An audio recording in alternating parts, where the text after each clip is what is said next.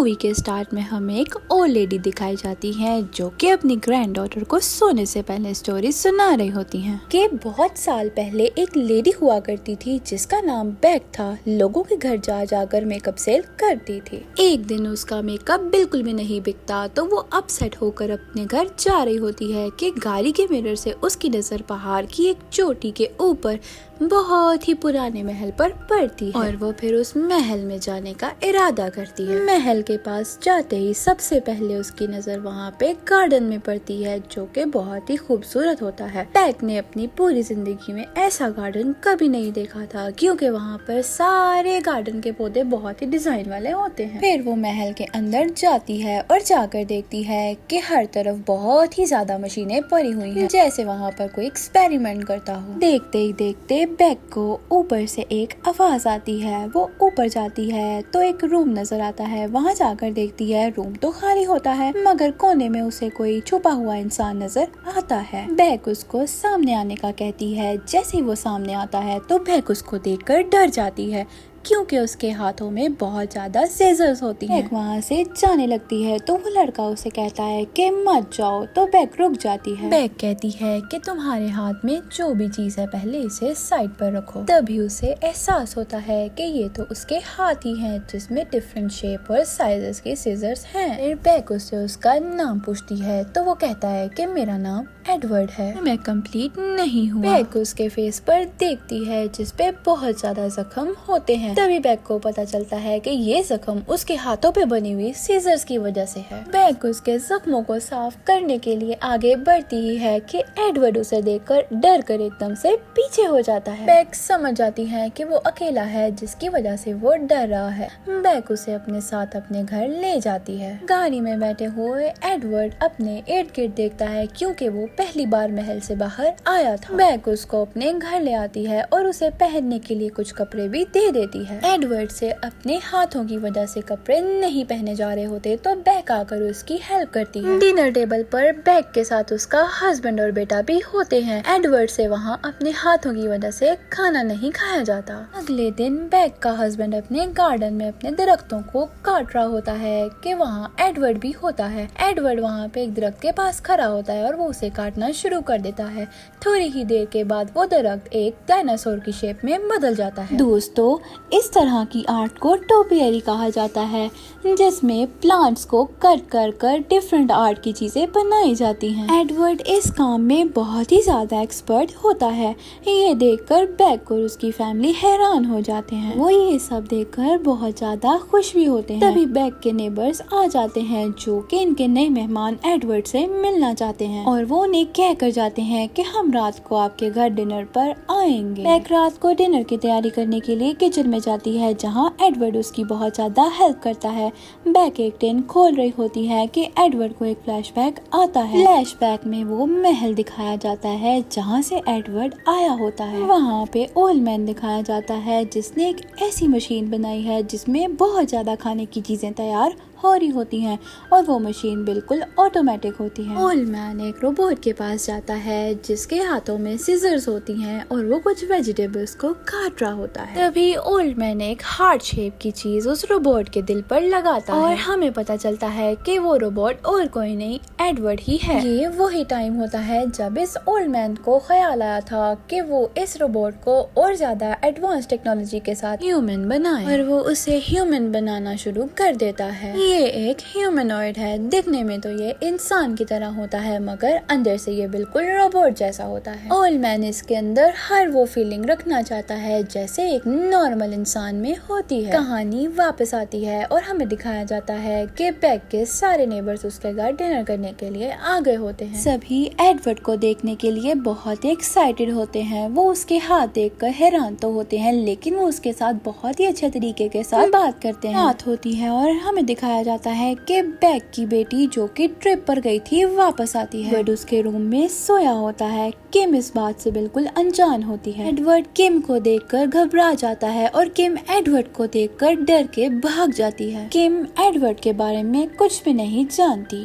वो रूम से बाहर आती है और अपने मॉम डैड को कहती है कि मेरे रूम में कोई ऐसा बंदा आ गया है जिसके हाथों में बहुत ज्यादा वेपन्स हैं। उसकी मॉम बताती है कि ये एडवर्ड है और अब से ये हमारे साथ ही रहेगा। अगले दिन एडवर्ड सब नेबर्स के प्लांट्स को शेप दे रहा होता है कि उसकी नजर पास बैठे हुए एक डॉग पर पड़ती है जिसके बहुत ही लंबे बाल होते हैं। वो उसके बाल काटना शुरू कर देता है। जैसे ही डॉग अपनी ओनर के पास जाता है, ओनर उसे देखकर बहुत ही खुश होती है क्योंकि एडवर्ड ने उस डॉग के बाल बहुत ही प्यारे तरीके से काटे होते हैं। हमें दिखाया जाता है कि सब की सब लेडीज अपने डॉग्स को एडवर्ड के पास ले आती हैं क्योंकि सब अपने डॉग्स का लुक चेंज करवाना चाहते हैं और एडवर्ड सबके डॉग्स के बाल काटता रहता है। एक लेडी एडवर्ड को अपने बाल काटने के लिए कहती है तो एडवर्ड उसके बाल काट देता है। एडवर्ड उसके बाल इतने प्यारे काटता है कि उसके बालों को देखकर सब लेडीज अपने बाल लेकर उसके पास आ जाती हैं और एडवर्ड सबके बाल बहुत ही प्यारे तरीके से काटता है।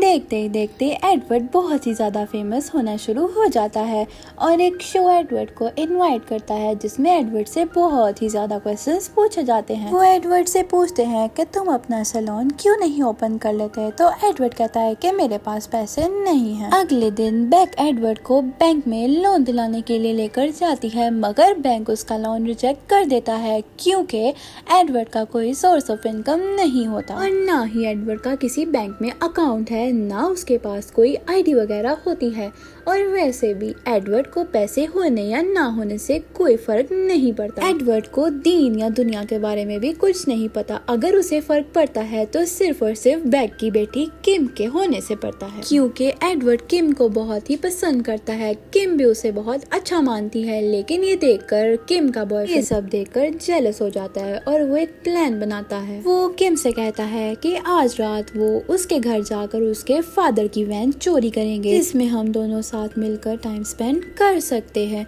लेकिन इसका लॉक खोलने के लिए हमें एडवर्ड की जरूरत पड़ेगी। किम के कहने पर एडवर्ड उनके साथ चला जाता है। जैसे ही वो उसके घर में जाते हैं सिक्योरिटी अलार्म बजना शुरू हो जाते हैं। एडवर्ड उसी रूम में होता है और रूम के सारे शटर खुद ही नीचे होना शुरू हो जाते हैं। किम और उसका बॉयफ्रेंड वहाँ से भाग जाते हैं। किम एडवर्ड को वहाँ से निकालना चाहती थी मगर उसके बॉयफ्रेंड ने उसे निकालने नहीं दिया और उसे लेकर वहाँ से भाग गया। एडवर्ड को वहाँ पुलिस पकड़ने आ जाती है मगर एडवर्ड उन्हें ये बात नहीं बताता कि उसके साथ किम और उसका बॉयफ्रेंड भी था। पुलिस उसे पकड़ कर ले जाती है और अदालत में पेश करती है लेकिन अदालत एडवर्ड को वहाँ से छोड़ देती है क्योंकि एडवर्ड बहुत ही सालों से अकेला रहता था और उसे सही और गलत की पहचान नहीं है। एडवर्ड घर आ जाता है और किम उसे थैंक यू कहती है लेकिन साथ में वो उसे सॉरी भी कहती है कि मुझे तुम्हें पहले बता देना चाहिए था कि हम चोरी करने गए हैं। तो एडवर्ड कहता है कि ये बात मुझे पता था। तो किम कहती है कि फिर तुम क्यों गए। एडवर्ड कहता है क्योंकि तुमने मुझे बोला था।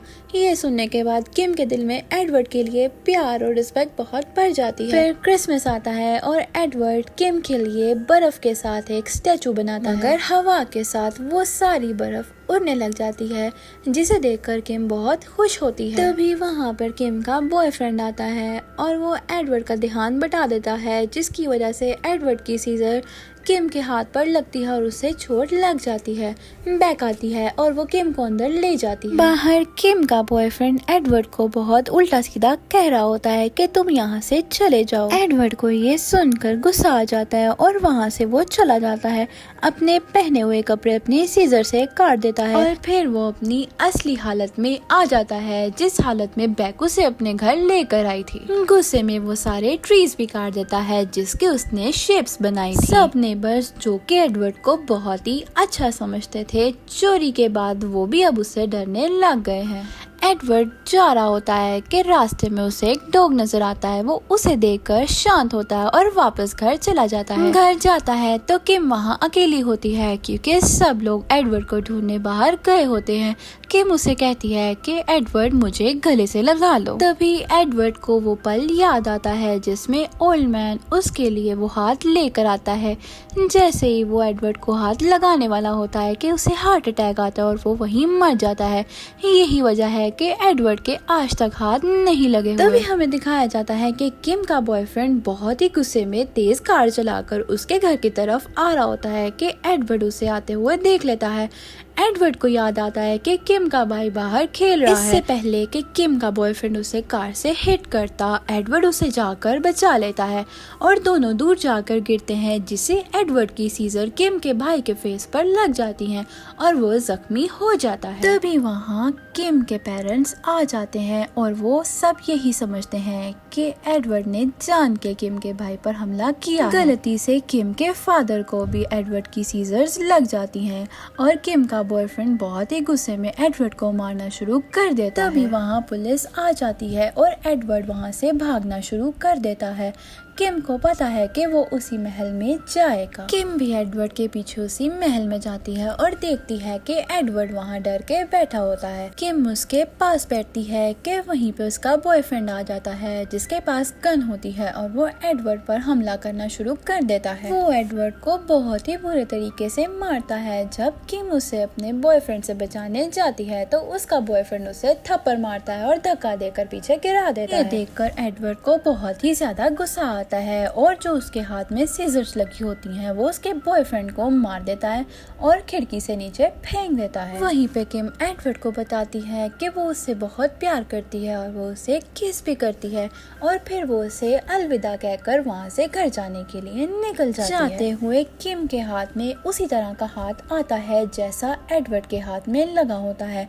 वो बाहर जाती है तो देखती है कि सब नेबर्स बाहर खड़े हैं। वो सबको वो हाथ दिखाती है जो कि एडवर्ड का नहीं होता और कहती है कि दोनों ने एक दूसरे को मार दिया है।